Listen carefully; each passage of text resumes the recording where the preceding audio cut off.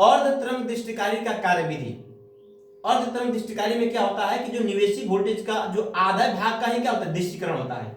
इसमें देखिए ये निवेशी वोल्टेज है, निवेशी वोल्टेज का जो पहला आधे चक्र होता है, पहले आधे चक्र में ट्रांसफार्मर के द्वितीय कुंडली का जो ए सिरा होता है बी के सापेक्ष प्लस में हो जाता है, धनात्मक हो जाता है। उस दौरान हमारा पीएन संधि अग्रगण्यत हो जाता है, और जब अग्रगण्यत हो जाता है तो हमें क्या होता है, लोड आरएल में धारा सी से डी की तरफ प्राप्त होता है, तो हमें निवेशी वोल्टेज प्राप्त हो जाता है। लेकिन निवेशी वोल्टेज के दूसरे आधे चक्र में ट्रांसफार्मर की द्वितीय कुंडली का जो ए सिरा होता है वो ऋणात्मक हो जाता है, ये माइनस हो जाता है, और बी सिरा धनात्मक हो जाता है। तो जब ये माइनस हो जाएगा तो हमारा पीएन संधि डायोड उत्क्रम अभिनत हो जाता है, और जब उत्क्रम अभिनत हो जाता है तो हमें धारा प्राप्त नहीं होता है, तो लोड आरएल में धारा नहीं बहता है, तो हमें निवेशी वोल्टेज भी प्राप्त नहीं होता है। इसलिए हमें जो है केवल अर्धतरंग दृष्टिकारी में केवल हमें एक आधे चक्र का ही धारा प्राप्त होता है। तो यहाँ पे देखिए ये निवेशी वोल्टेज का है, ये पूर्ण तरंग मतलब पूर्ण तरंग है, और यहाँ पे देखिए तो बस आधे वाले का ही प्राप्त होता है। तो अर्धतरंग दृष्टिकारी में केवल आधे चक्र का ही दृष्टिकरण होता है,